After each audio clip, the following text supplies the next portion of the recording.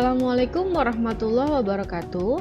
Selamat datang pada video pembelajaran program pendidikan kesetaraan paket B PKBM Gandisena pada mata pelajaran Ilmu Pengetahuan Alam kelas 7. Pada video kali ini, kita akan membahas mengenai modul 4 yang berkaitan dengan organisasi kehidupan. Unit 2, jaringan, organ, dan sistem organ pada organisme atau makhluk hidup. Bagian pertama. Berikut pembahasannya.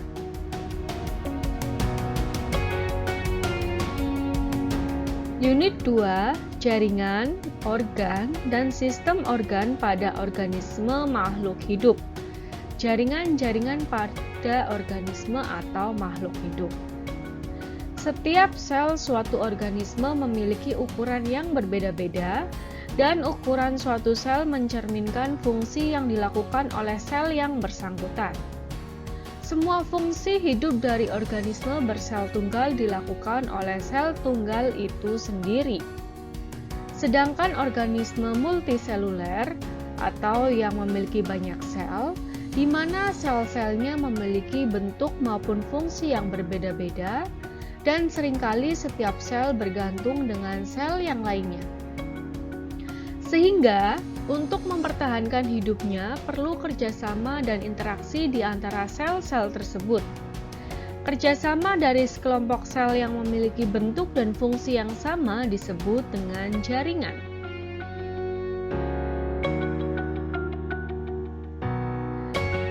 Jaringan pada hewan.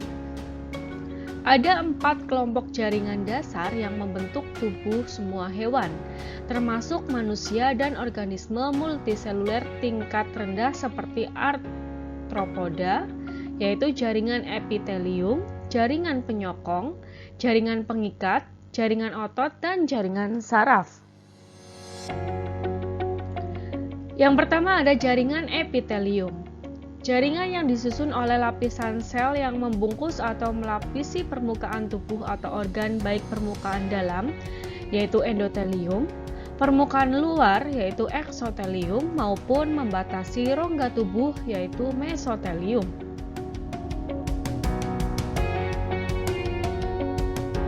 Berdasarkan bentuk dan susunannya, ada beberapa bentuk jaringan epitel antara lain. Yang pertama, bentuk epitel pipih. Untuk gambarnya telah ditampilkan pada layar. Contoh jaringannya yaitu pembuluh darah, pembuluh limfa, selaput bagian dalam telinga, rongga mulut, vagina, rongga hidung.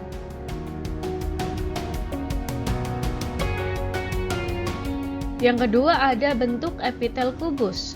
Untuk gambarnya telah ditampilkan, bisa disimak di layar monitor. Contoh jaringannya antara lain melapisi permukaan dalam lensa mata, permukaan indung telur, membentuk saluran kelenjar minyak dan keringat. Yang ketiga ada bentuk epitel silinder, yaitu ada epitel silinder berlapis banyak dan epitel silinder selapis. Gambarnya bisa dilihat pada layar monitor. Kemudian untuk contoh jaringannya melapisi permukaan dalam lambung, jontot usus, kelenjar pencernaan, saluran pernafasan, saluran ekskresi kelenjar ludah, kelenjar susu, uretra, saluran ekskresi besar, saluran reproduksi jantan.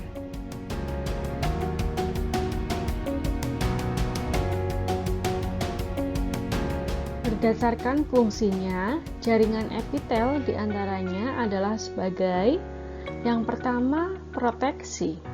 Alat pertahanan dari benturan atau luka, pertahanan terhadap benda asing dan mikroorganisme. Yang kedua, absorpsi, yaitu menyerap sari makanan pada usus. Yang ketiga, sekresi, mensekresi sperma pada testes.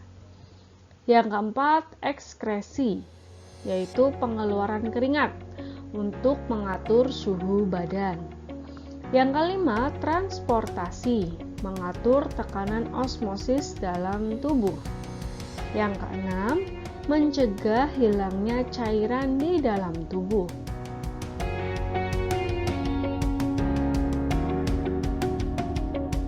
Yang kedua, jaringan penyokong atau penunjang. Jaringan penyokong disebut juga jaringan penunjang atau jaringan penguat. Jaringan penyokong berfungsi untuk memberi bentuk tubuh, melindungi tubuh, dan menguatkan tubuh. Termasuk dalam jaringan ini adalah jaringan tulang rawan, jaringan tulang keras, dan jaringan ikat. Jaringan tulang rawan adalah jaringan yang bersifat elastis dan lentur yang terdapat pada rangka di awal perkembangan makhluk hidup. Jaringan tulang keras berfungsi untuk memberi bentuk tubuh, melekat tempat sebagai melekatnya otot, dan melindungi bagian-bagian tubuh yang lemah. Sedangkan jaringan ikat berfungsi sebagai penyokong jaringan-jaringan dan organ-organ dengan mengikat bagian tubuh yang satu dengan yang lain. Lebih detail akan dibahas pada jaringan ikat.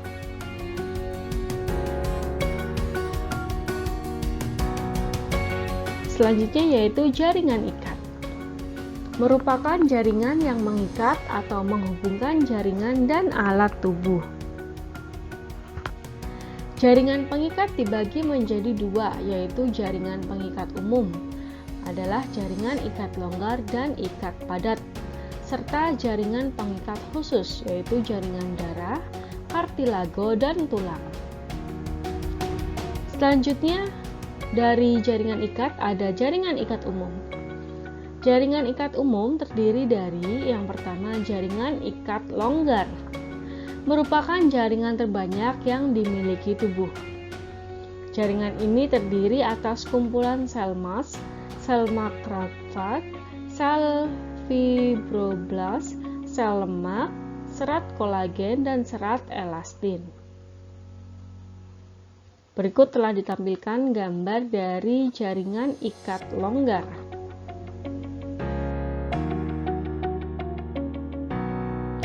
Yang kedua ada jaringan ikat padat.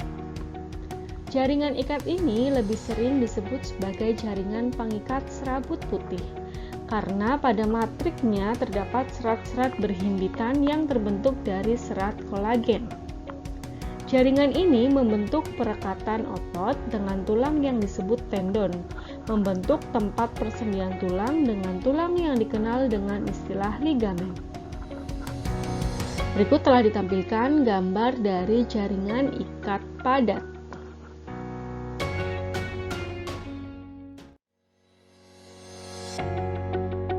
Selanjutnya ada jaringan ikat khusus.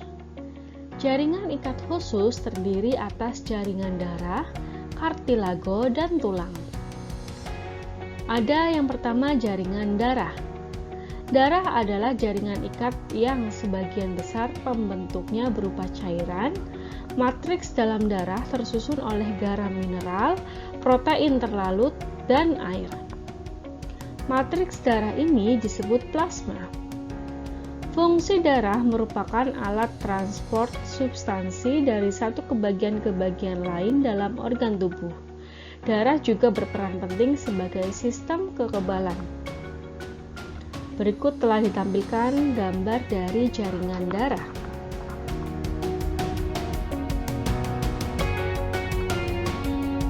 Yang kedua ada jaringan kartilago. Kartilago merupakan jaringan ikat pembentuk material langka yang fleksibel dan kuat yang tersusun oleh serabut kolagen dalam matriks. Lokasi kartilago banyak ditemukan di bagian ujung tulang keras, telinga, hidung, dan ruas tulang belakang. Berikut gambar jaringan kartilago. Ada hialin, fibrosa, dan elastis.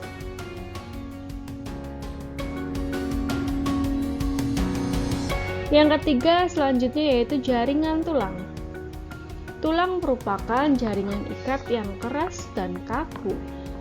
Seperti halnya kartilago, jaringan ini tersusun oleh serabut kolagen dalam matriks dan di dalamnya memiliki kalsium yang dapat diserap oleh darah. Berikut telah ditampilkan gambar dari jaringan tulang.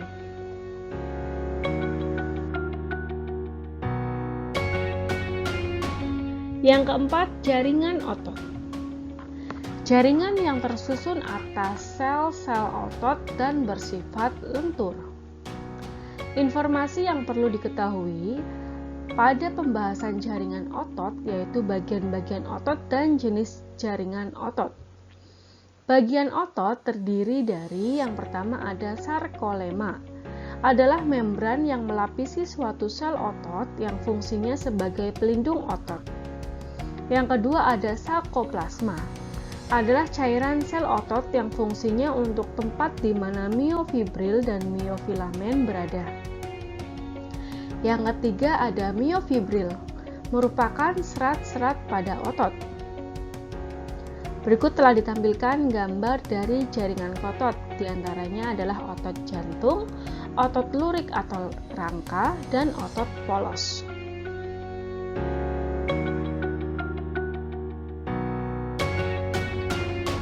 Selanjutnya ada miofilamen, adalah benang-benang atau filamen halus yang berasal dari miofibril.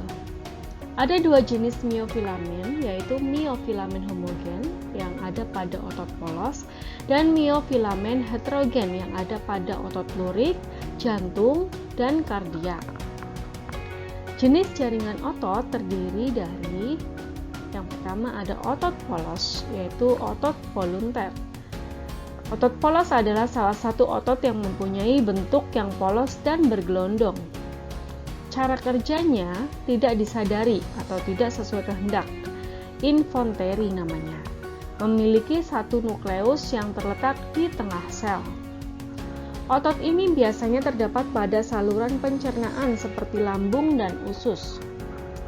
Yang kedua ada otot lurik atau otot rangka. Otot rangka merupakan jenis otot yang melekat pada seluruh rangka. Cara kerjanya disadari atau sesuai kehendak. Bentuknya memanjang dengan banyak lurik-lurik, memiliki nukleus banyak yang terletak di tepi sel. Contohnya adalah otot pada lengan.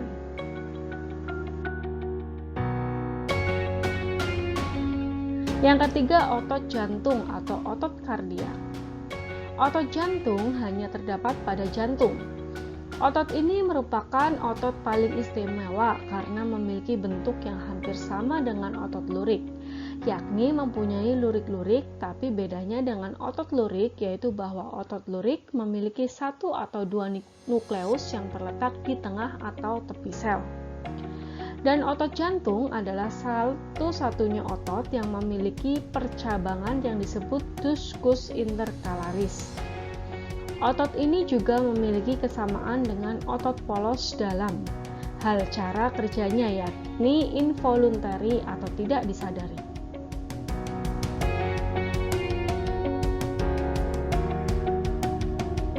Yang kelima ada jaringan syaraf.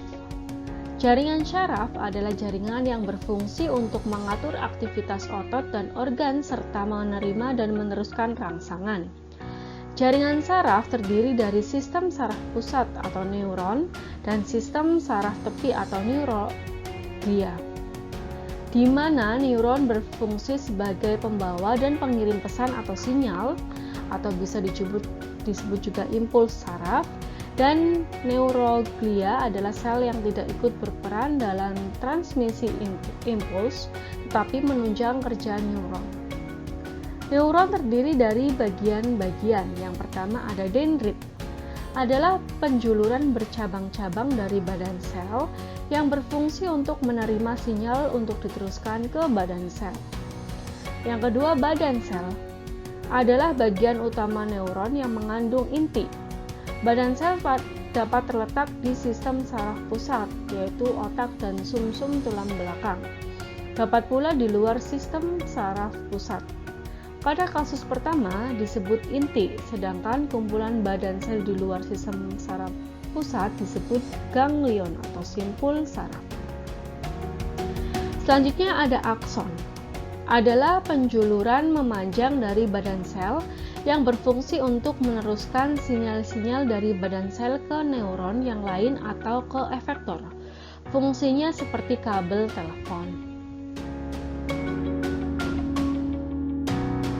Demikian pembahasan mengenai modul 4 unit 2 bagian yang pertama. Kami dari PKBM Gandhisena mengucapkan terima kasih. Sampai jumpa pada video-video pembelajaran berikutnya. Wassalamualaikum warahmatullahi wabarakatuh.